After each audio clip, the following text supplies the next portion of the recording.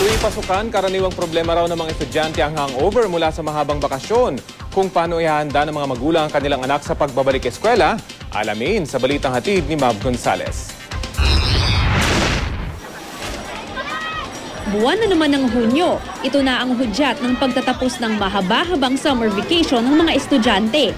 At 3 araw na lang, magbabalik eskwela na naman ang milyon-milyong mag-aaral sa buong bansa. Pero ang mag-grade 1 student na si Carl, hindi pa daw handang magbalik sa paaralan. Carl, ba't ayaw mo daw pumasok? Kasi po baka po masungit yung teacher, hindi po makakanood sa gabi. Tsaka po maaga matulog sa gabi. Maaga din po magising, maaga po mag-almusal. Sobrang nag-enjoy kasi sa bakasyon si Carl, kaya ang ama niyang si Nicolas mukhang mahihirapan daw kumbinsihin pumasok ang kanyang panganay. Parang nabibili siya sa paglalaro, manonood ng TV. Tapos ang sabi niya is parang ayaw pa niyang pumasok. Kaya mainam daw talaga ang maagang inihahanda ang mga bata sa pagpasok, ayon kay counseling psychologist Eduardo Caligner. Ito ay para hindi daw manibago ang mga bata sa pagpasok at maengganyo pa ang mga ito sa pag-aaral.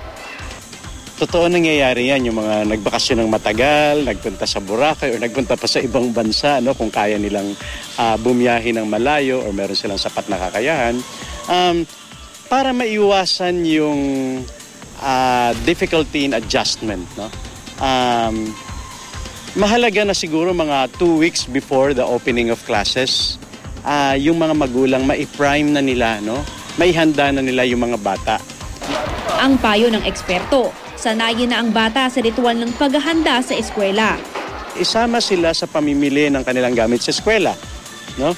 Isama sila sa paghahanda sa kanilang isusuot, uniforme, no? Pagbili ng gamit sa eskwela, pagbili ng uniforme sa eskwela. Yung mga ganitong bagay ay nakakatulong, no? Para magkaroon ng biglang awareness yung bata na, uy, patapos na yung bakasyon. Hikayatin rin ng mga bata na makasama ang mga dating kaibigan sa paaralan. The parents should encourage the children to allow their children to talk to their classmates over the phone or visit their classmates. No? Para naman daw sa mga first time na papasok sa paaralan at mga transferees, mahalaga na maipasyal ang mga mag-aaral sa eskwelahan at maipakilala sila sa kanyang magiging guro. Sa gayon daw ay magiging pamilyar at madaling makakapag-adjust ang mga bata sa kanyang papasukan. Makakatulong daw ito para maibsan ang kaba, di lamang ng mga bata, gayon din sa mga magulang. Mav Gonzales, GMA News.